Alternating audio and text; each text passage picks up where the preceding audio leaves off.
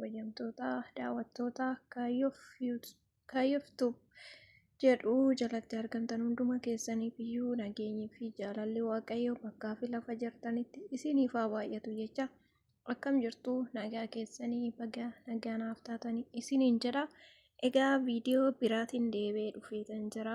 Kan guyyaa har'aa viidiyoon kiyyaa waa'ee sharafa maallaqaati jechuudha. Jijjiirraa maallaqaa karaa gabaa gurraachatii fi karaa baankii jechuudha. Egaa aga xumura viidiyoo kiyyaatti na wajjiniin turaan affeerraa koo kan kabajaa fi kan jaalalaati isiniin jedha. Akkasuma egaa warreen maatii kiyyamoo hin taane maatii ta'aatii nutti dabalamaa sabskraayibii naa godhaa na jajjabeessaa isiniin jedha. Egaa gabaan guyyaa har'aa bittaa fi gurgurtaan maallaqa guyyaa har'aa baay'ee gadi bu'ee jira jechuudha. Kan kaleessaa har'aa baay'ee gadi bu'ee jira jechuudha. Maallaqni egaa edda lolli Iraanii fi Ameerikaa fi Israa'eliin jalqabanii maallaqni baay'ee gadi bu'ee jira, bakka tokkoon dhaabbatu jechuudha. Ganamallee yoo dabale galgala hin qannasaa jechuudha. Egaa kan amma sa'aatii kanaa qabadhee isinii dhufeetiin jira jechuudha. Karaa baankitiin diraamni tokko kan Dubaayii karaa baankitiin 42 fi saantiba 52 jechuudha. Karaa gabaa gurraachatiin immoo birrii 50 fi saantiba 80 oole jechuudha. Akkasuma Kuweetii karaa baankitiin dinaarri isaanii tokko birrii 500 fi saantiba 5 fi akkasuma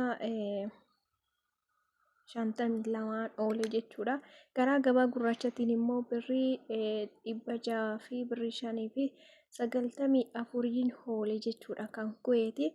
Kan itti aanu Joordaanii jechuudha. Joordaan immoo karaa baankitiin 200 fi 20 fi saantiba 22 oolee karaa gabaa gurraachatiin immoo 200 fi 63 fi saantiba 45 oolee jechuudha.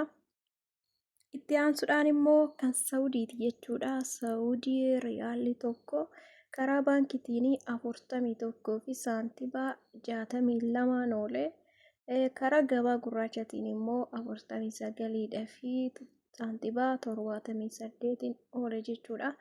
Egaa biyyoottan hammaan isinitti hime kun hundi isaaniiyyuu maallaqni gadi bu'ee jira jechuudha. Akka kaleessaa miti, xiqqoo qannasee jira jechuudha. Kan itti aanu immoo Kaatariin immoo karaa baankitiin 42 fi saantiba 83 oolee. Akkasuma immoo karaa alaatiin immoo 51 fi saantiba 22 oole jechuudha. Egaa Kwaatar homaan jettu kan Dubaayii irraa Kwaatar wayya jechuudha.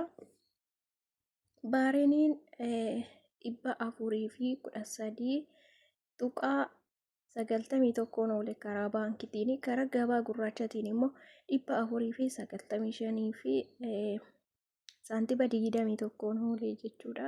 Gabaan guyyaa har'aa egaa kanneen akkas fakkaatu. Kanaaf immoo Hoomaaniidha. Hoomaaniin immoo 400 fi birrii 6 fi saantiba 11 oole karaa baankitiin, karaa gabaa gurraachatiin immoo 400 fi 85 fi saantiba 80 oole jechuudha. Akkasuma immoo Israa'elii jechuudha. Israa'eliin karaa baankitiin 49 fi saantiba 80, akkasuma karaa gabaa gurraachatiin immoo 61 fi 99 oolee jechuudha. Egaa maallaqni gadi bu'ee jira jechuudha. Dhugaa rabbii baay'eedhuma tokko nama ajaa'ibsiisa. Rabbiin nuuf kadhadhaa isiniin jedha. Akka maallaqni nuu dabalu jechuudha. Egaa kanneen kana fakkaata. Ani guyyaa har'aa kan isinii qabadhee dhufe kan biyyoottan Arabaatii fi biyya tokkitti itti dabalee Israa'elii bichaadha. Doolaara keessa hin jiru jechuudha. Egaa biyyoottan muraasni kun kana fakkaatu. Oolmaan gabaa guyyaa har'aa akkasii jechuudha.